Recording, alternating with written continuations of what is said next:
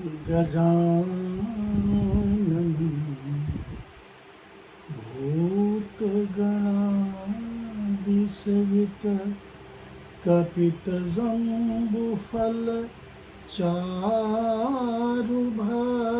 भूतगणादिसेवितकपितजम्बुफलचारुभक्षणम् उमासुतं शोकविनाशकारकम्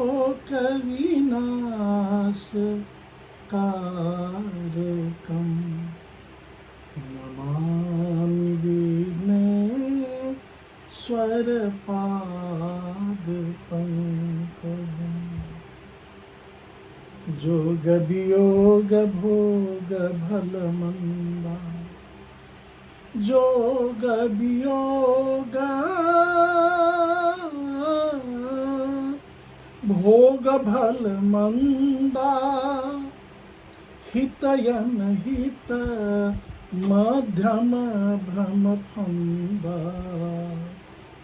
जन्म मरण नहीं जग जालू संपत्ति विपत्ति करम और कालू। कितनी प्रेरक प्रेरणाप्रद कहने की शैली, इतनी मिठास है, इतनी विनम्रता है।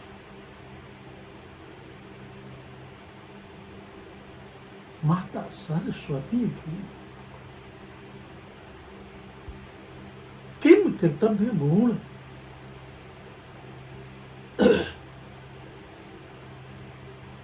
देव कन्याएं, देव यक्ष गंधर्व किन्नर गुह के समाज को समझाते हुए लक्ष्मण जी की इस मर्यादा को देखकर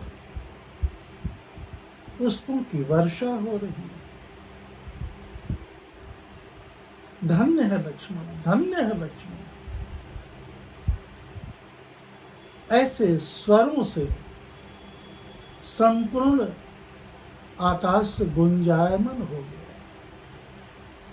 बोले लखन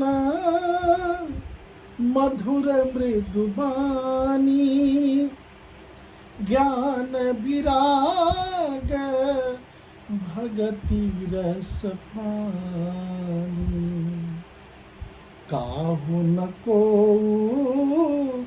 सुख दुख करदाता निज कृत कर्म भोग सब भाता।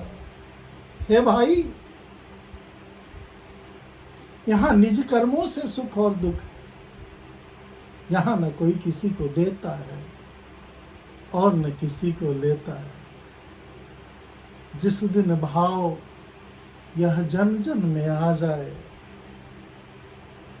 फिर क्या कहना, राम राज तो स्वतः आ जाए। लक्ष्मण जी कह रहे हैं यहाँ न किसी को देता है न कोई लेता है, न कोई दाता है न कोई देने वाला है और न कोई लेने वाला है। फिर कह के नरेश पर मैं क्यों आरोप लगाऊं? आप लोगों से भी आग्रह कर रहा हूं, ऐसा आरोप आप लोग कह के नरेश पे मत लगाना। ये सूर्य कुल रूपी वृक्ष के कुल्हाड़ी से काटने की जो शब्दों का आप लोगों ने संबोधन किया है, यह अनुचित है। और यहाँ तो राम और सीता के प्रति प्रेम, भक्ति, श्रद्धा बाध्य कर दिया था कैकेयी और कैके नरेश। कैके के पिता को भी कोसने के लिए, निंदा करने के लिए। क्या करें? भक्त भगवान के लिए किसी हद तक जा सकता है। अभी तो केवल कैकेयी और कैके नरेश की निंदा लोगों ने किया, कुछ तो किया ही नहीं लोगों। और आगे बढ़ेंगे कैसे? जहां लक्ष्मण जैसे कर्मयोगी हैं, वह तो नहीं चाहते हैं कि कोई निंदा भी करे। और सारे पुराण हमारे जीवन का उत्तरार्ध भी यही कहेगा, किसने दिया, किसने लिया। जीवन के पूर्वार्ध में मुझे लगता है, पिता को लगता है कि पुत्र के लिए मैं कर रहा हूं, मैं उसे खिलाता हूं, मैं उसे पिलाता हूं, मैं उसकी शिक्षा दीक्षा जन्म इन सब का कारण हूं, जबकि ऐसा नहीं है। वो तो सब अपने कर्म और भाग्य से लेते हैं। कहने की क्या बात हुई? बोले कि सब अपने कर्म के किए हुए फलों का भोगते हैं।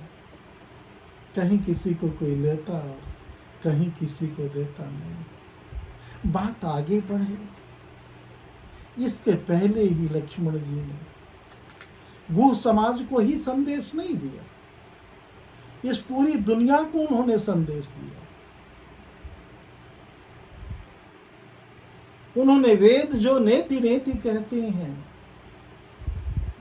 उनके वचनों की पुनरावृत्ति उन्होंने की, इसको उन्होंने दोहराया। उन्होंने कहा यहां कोई करता नहीं है, वह सब तो कर्मों का फल है। सीधी संदेश है कि हमें कर्म अच्छे करने चाहिए। ऐसे मर्यादा ब्रह्मचर्य पालन करने वाले लक्ष्मण का संदेश जगत के लिए कितना उपयोगी है, कभी आपने चिंतन किया है? चिंतन करना चाहिए। ये कर्मयोगी लक्ष्मण, ये लक्ष्मण का संदेश है। ये दुनिया वालों को कह रहे हैं कि सपने में भी इस तरह की बातें मत सोचना कि आज लक्ष्मण और सीता के साथ, राम के साथ जो परेशानियां हैं, जो दुख है, उसका कारण कैकेयी माता है। कैकेयी माता तो अत्यंत सुंदर है, बहुत भोली है, बहुत प्यारी है। और कैकेयी नरेश का क्या कहना। बातें देखिए कंस्ट्रक्टिव की है, बातें सृजनात्मक की है, बातें विध्वंस की नहीं है। वह शब्दों में हो या व्यवहार में हो। क्या लक्ष्मण जी कह रहे हैं?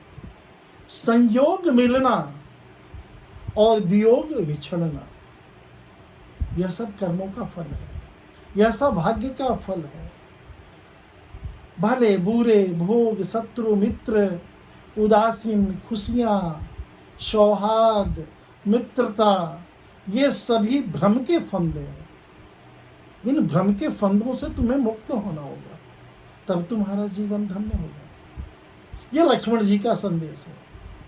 यहीं तक नहीं, जन्म और मृत्यु, विपत्ति, सुख, कर्म और काल, जहां तक जगत के जंजाल की बात है, तो कि मकड़ी की जाला की तरह है। मकड़ियां जाला बुनती हैं कीड़ों मकोड़ों को उसमें उलझा कर खाने के लिए। आप क्यों मकड़ी का जाला बन रहे हैं? आप उस तरह का जाला क्यों बुन रहे हो जैसे मकड़ी उस जाले में एक दिन उलझकर उसके प्राणांत हो जाते हैं, उसकी मृत्यु हो जाती है। आप भी भला बुरा, सुख दुख, निंदा अपमान, अच्छा बुरा, सुंदर कुरूप, अपने पराए, जन्म मृत्यु, लक्ष्मण जी कह रहे हैं ये सब कुछ जंजाल है। लक्ष्मण जी को मौका बहुत कम मिला है, लेकिन बिहारी की मुझे वो काव्य याद आती है, आदरणीय कवि बिहारी जी की। देखन में छोटन लागत, घाव करत गंभीर। लक्ष्मण जी और उर्मिला का जो चरित्र है अद्भुत है और आज के समाज के लिए अनुकरणीय है। समाज को उनका अनुकरण करना चाहिए। जैसे अभी एक समाज, वह भी अरण्य जंगल में रहने वाले गो निसार, ये बातें आगे नहीं बढ़े, कैकेयी माता और कैकेयी नरेश के विरुद्ध में ये बातें प्रचार प्रसार नहीं हो, इसको लक्ष्मण जी ने बड़े विनम्रता, बड़े प्रेम और मिठास के साथ यही उन्होंने रोक दिया। और जो वेद की भाषा है, जो पुराणों की भाषा है, उस भाषा में लक्ष्मण जी गुह निषाद तमाम वो अरण्य में रहने वाले जो लोग हैं उनको वो समझाने लगे। उसे समझाने में उन्होंने कहा कि जोग भोग नियति काल मृत्यु ये सब जंजाल है, धरनी धाम धनुपुर परिवारु सरग नरकु लगी व्यवहार। देखिए सुनिए गुनिए मन माही, मोह मूल पर मारथ मान। ये धरनी, ये धरती, ये धन नगर परिवार समाज महल धन दौलत स्वर्ग नरद, ये जहाँ तक व्यवहार है जो देखने और सुनने और मन के अंदर में जो उत्पन्न होता है, जो तरंगे उत्पन्न होती हैं, इन सब का मूल मोह है। और मोह तब होता है जब तुम अज्ञानी बनते हो। अज्ञानी बनने के लिए तुम तैयार हो।